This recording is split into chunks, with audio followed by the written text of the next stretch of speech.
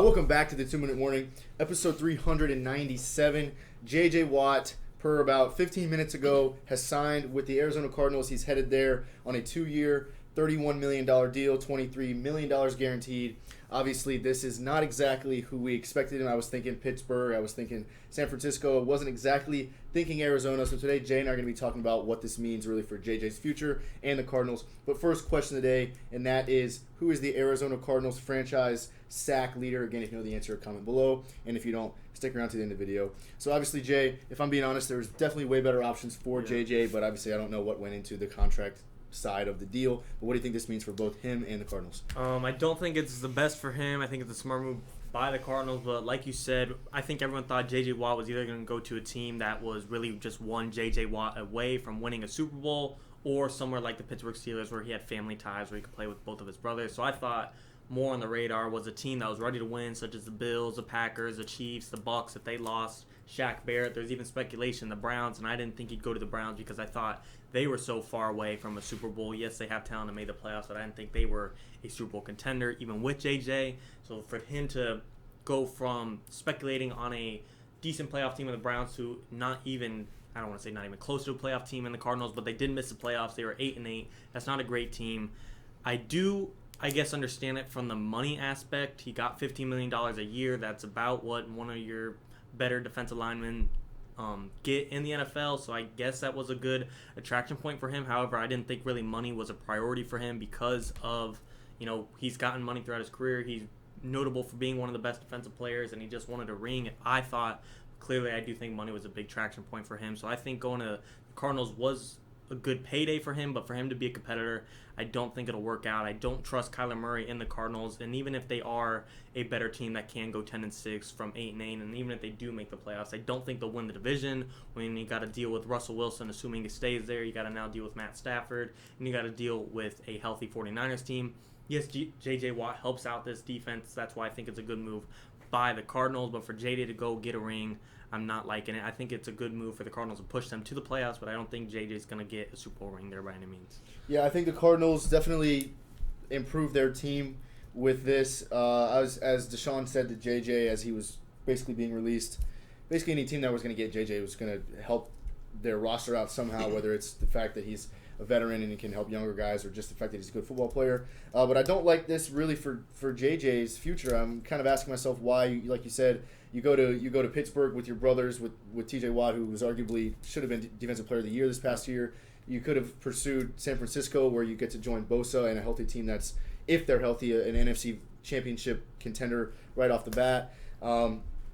There's just different teams that I think were better options for him. Now, when you look at the situation in Arizona, yes, they're in arguably the best division in football. If the 49ers are healthy, if the Stafford situation works out in LA, if Russell stays with the Seahawks, then you're looking at 3 other teams that are going to win 11 games. I'm thinking at least. So I'm not liking the situation for the Cardinals when you think about the fact that JJ. You have to imagine that the number one thing he's looking for is to get some postseason success and a Super Bowl ring, which is one thing he never had in Houston. Now, obviously, Arizona's defense is not bad. With Budda Baker, young Isaiah Simmons, Drake Kirkpatrick, this team is pretty good on defense, and on offensive side of the ball, you got one of the best receivers in the league. You got Kyler Murray, who's definitely talented, but not, in my opinion, not a great leader, not a super elite quarterback. And then you got Kenyon Drake in the backfield, who I believe is a free agent, but even if not, he's really not that good. So I just don't see anything about this Cardinals team being championship ready. I see this as a 9-10 win team. So I'm just not really sure why JJ did this. I mean, obviously the money's great, but I think that this is a bad move for him. Yeah, to add on the point how you say Kyler Murray's good but not great, I think that is an exact reason why they should have focused on the other side of the linemen, worrying about your offensive line, because Murray not being the best thrower, yes, he has talent, and yes, he's good on his feet, he still isn't the best pocket passer by any means, so therefore you need to give him that extra split second in the pocket, that extra bit of protection for him to figure things out still, and then not addressing the offensive line. Yes, there's still a lot of free agency left, and yes, there is the NFL draft where they could fix it as well, but really a lot of your money went here if you were trying to sign one of the top guys in free agency, such as Joe Thuney or Terrell Williams. Like I said, it helps their defense, but to me the biggest problem is around your most important player, Kyler Murray, you need to address what he needs the most, and that was an offensive line. Yes, he now has less pressure on the defense. He's not worrying about having to put up 28, 35 points because his defense isn't going to allow the other team to get that.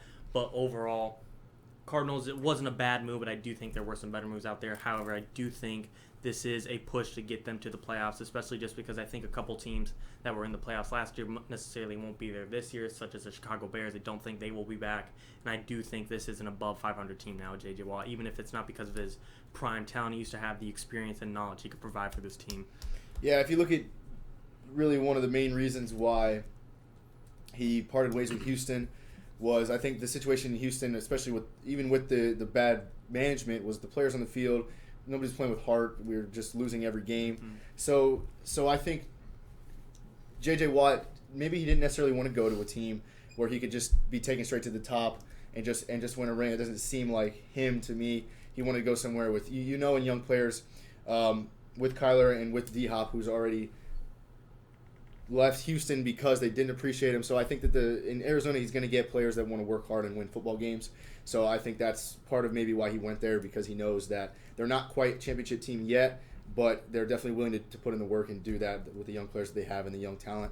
And so I think, plus you got him now bringing his veteran presence, Patrick Peterson doing the same thing on the same side of the football. I think that there is definitely potential for them to be good. They're just not there yet, which I think JJ can help boost them. Yeah, like you said, alongside from the money aspect, I do think DeAndre Hopkins was probably a big persuader in this reunion between the two to get him to Arizona. DeAndre might have given JJ like a bit of a vision, a bit of a plan of what they're going to try and do in this offseason, and JJ must have bit off on him. I'm going to be happy to see it, but I'm not necessarily going to be rooting for the Cardinals. Like Tom told AB, you want to be a star, you want to win a championship.